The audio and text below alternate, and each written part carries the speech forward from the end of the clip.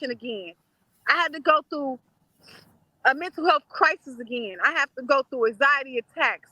I had to go through multiple rounds of therapy. I didn't even need that much.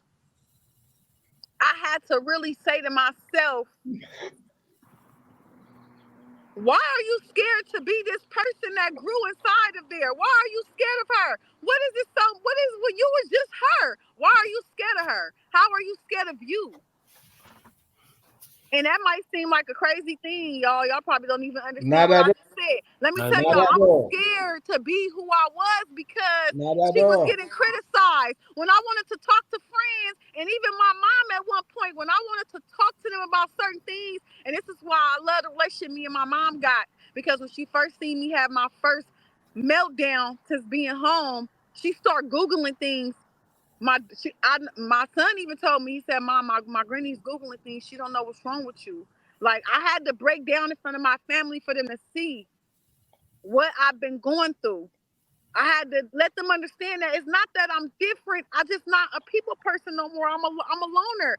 I've been in isolation for so long that my happiness come from me just sitting in my house alone. I want to sit at this park alone. Energy, man. Yo, Energy. listen, Maisha. This your journey. This Yeah. your journey. This your It, it, it's story. You hear it's me? it's the This is energy, your journey. This your story right here. and You I hear had to me? come This right home, here will y'all. inspire. This will inspire those of us that's going through what you're going through. Those of us that go through what you go through. Like I always like to say that you and I, people like us, we have the best of both worlds. You Yes, know we what I'm do. saying? So we were able to go through the trenches of life, whatever that may have been, Yes. prior to going to prison, coming home, and being acclimated back into society and living the right life. When I say right, I mean that positivity now.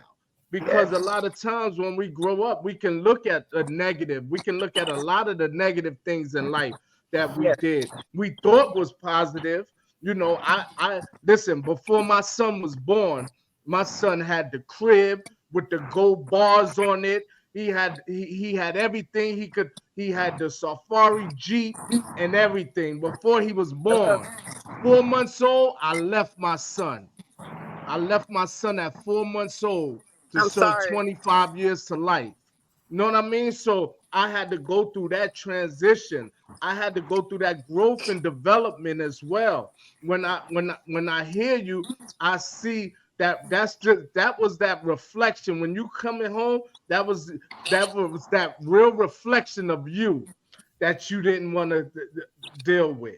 That's what it, and that's what it seems to me, that it's that reflection of us that we go through these things in life, but we still feel this type of way because guess what? It's hard. It's hard transitioning. It's very hard to transition your life from one thing to another. That's the hardest thing that we can do is It is. be real to ourselves and deal with whatever comes our way, because guess what?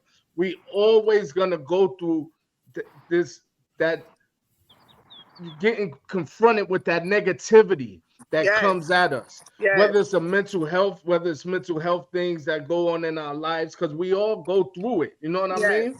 and Yes. and and I wasted too much time, because that's one thing that we need to talk about a lot too. But I just want to touch on that a little bit in this next segment right here. Let's get it. Okay, on the beat.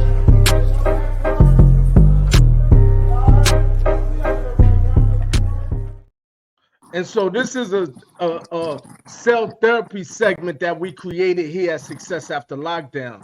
And I think that is so necessary and important, because whenever we talk about anything, we talk about those of us that's formerly incarcerated. I think that's the mental health issues. And whatever it is that we bring up, we can associate mental health issues with it. I don't care what I it is. and Go you ahead, know what's speak on it. crazy? And you know what's crazy? Because I was getting to that. Um, That's right. I had a big issue when I came home, and let me tell, and it's just one of the reasons why I've started my nonprofit organization, Heart to Hands. Right? Let me tell you why. It wasn't just for the women inside. It was for women post incarceration coming out here like me. No resources, no resources. Parole had no answers for me. I was without. I was couch to couch. I was pillar to post. I couldn't figure it out. They wouldn't let me go out of state to be with my mom, where I had a roof over my head. Right? Yeah. I kept being sent to dead ends. All these programs and organizations they were sending me to out here. And mind you, let's go back to the beginning where I told y'all I've been doing time since I was 20, 19, first time getting arrested. My first time doing real time was at 21. I've graduated Walden House and all these organizations and programs in the Bay Area. I've been there and done that. I've been to drug court. I've cheated the system. I did all that, right? Right. Here it is. I'm coming home and they have nothing for me. They have nothing for me. And then y'all tell me, hey, leave your job in Stockton where I can easily just drive 38 minutes and still be able to make ends meet. Y'all just leave me out here, right? And so I feel a lot of times when we get out of the system, they tell us we need employment. We need employment. We need employment.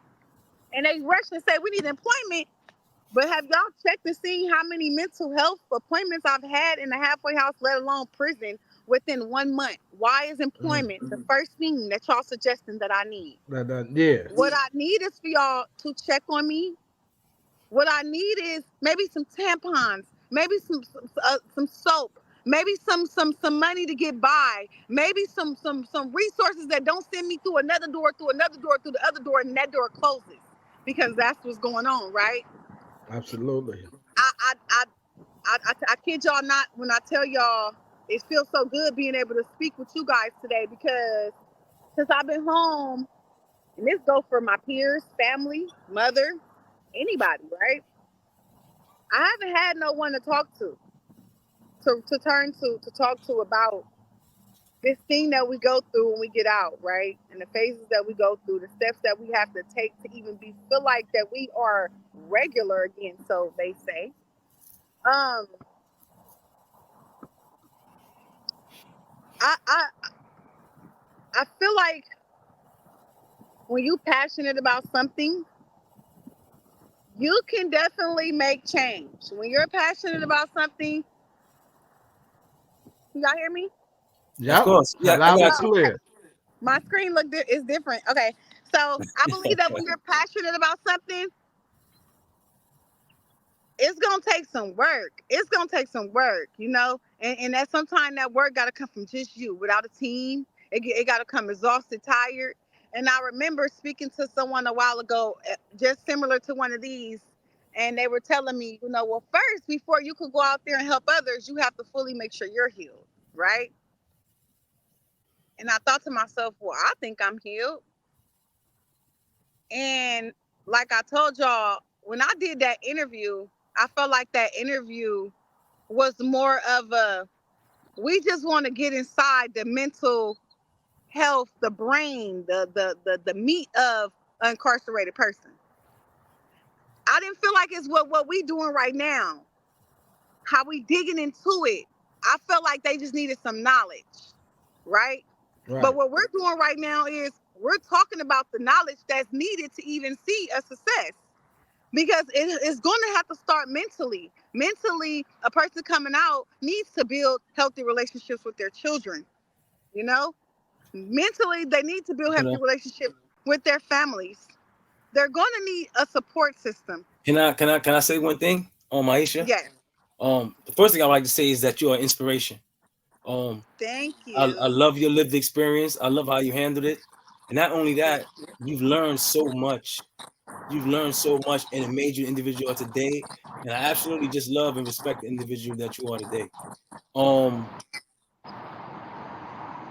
Me personally, I start to acquire certain things that may help me, and I want to share them with you.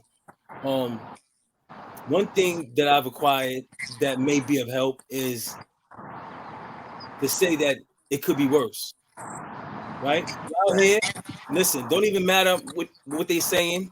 You stand tall like you've been doing and say it could be worse. So never think that the time you out here you would trade that for 5 years. No, it could be worse. 5 years back, there could be worse. You standing tall right now, right? But you need help. Even queens need help, right? And this is what we do. We help each other.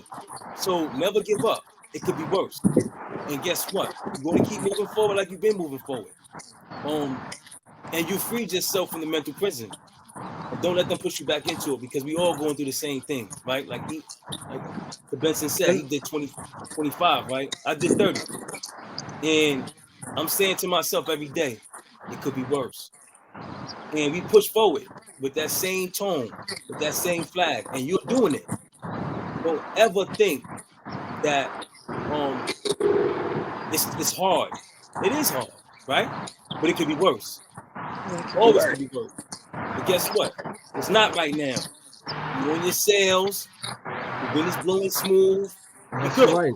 right? Just You keep you was able to building on walk what you got outside. on that foundation, right? Because when you look back to all the individuals you left behind, like you just said, on death row, they're not coming, they're not you right now. They'll trade that time for you. They'll trade that breath air you took when you got out, you looked in the sky and said, damn, I'm home. Don't give that back to them, right? Yes. You're their Yes. winner. They champion you because you out here, right? You honor them by doing by keep pushing forward out here. That's what Yes. you do, Are. right? They're rooting for me right now. I talked to them that Exactly. day. Like y'all, Exactly. I'm still locked in with the prison. I had to definitely give it a rest because I needed to heal. I No came out question. here and I needed to heal. And I can honestly say 2023 was the year of I am loving life. I have not been happy.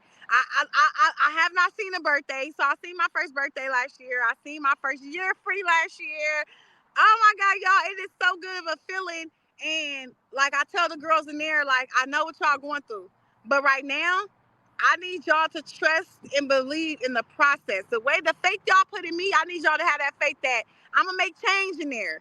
But right now, I have to make change for myself That's before I right. can make change for y'all because a lot of y'all aren't going nowhere right now. I pray the day come that y'all do. But for now, all I can try to do is bring y'all more things to hold faith in, more purpose. Because when I tell you guys, how are we going to come out here and expect to immediately be moving as a productive member of society if in there they have not even started rehabilitating us 1% in the prison I just came from, and I just left the #1 worst prison in California. It's only 2. That's Chachilla. I couldn't go nowhere else. My points was too high. So let me tell you this.